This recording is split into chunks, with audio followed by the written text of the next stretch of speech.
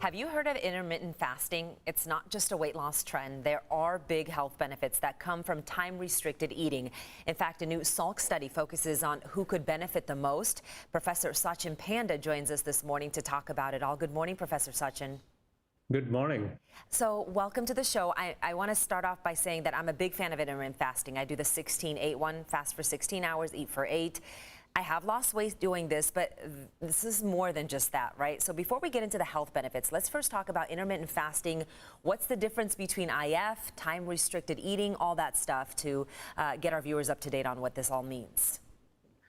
Well, the concept of intermittent fasting actually started in my lab 10 years ago with this idea that if you eat for 8 hours and fast for 16 hours in mouse studies, you get a huge amount of health benefits. And that became popular as intermittent fasting, 8 hours eating, 16 hours fasting. But in most of our studies, we have tested 8 hours, 9, 10, 11, and we find anywhere from 8 to 10 hours of eating and then the rest fasting has similar health benefits. We don't use the word fasting because there are a lot of people out there who do not like the word fasting and they don't want to fast.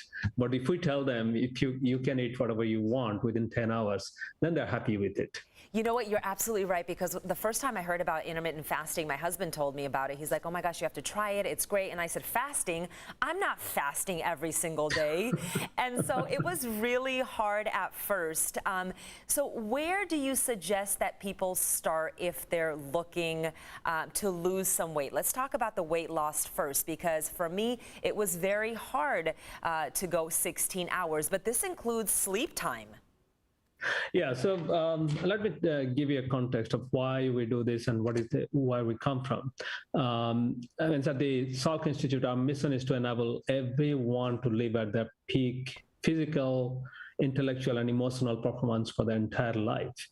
But we have a national health crisis because 2 out of 3 adults have at least one or more chronic condition that can be excessive weight or obesity, prediabetes, diabetes, high blood sugar, high blood cholesterol, liver disease, kidney disease, gut disease, and everything.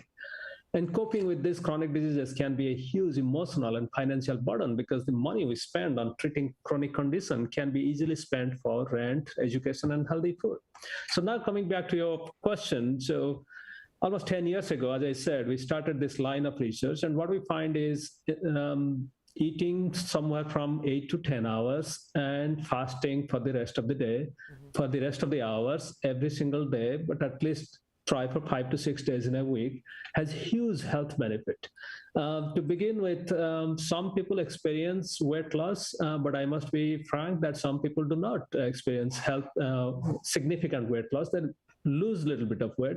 But what is more exciting is all these diseases that I mentioned, people who have prediabetes or diabetes or blood cholesterol, high cholesterol, liver disease, etc., they do see some benefit. And some of the benefits can be as much as taking a medication for that condition. And as you mentioned, it also improves sleep. When people sleep well, then the next day morning, they feel more energetic. They have all the energy to carry out a very happy, productive day.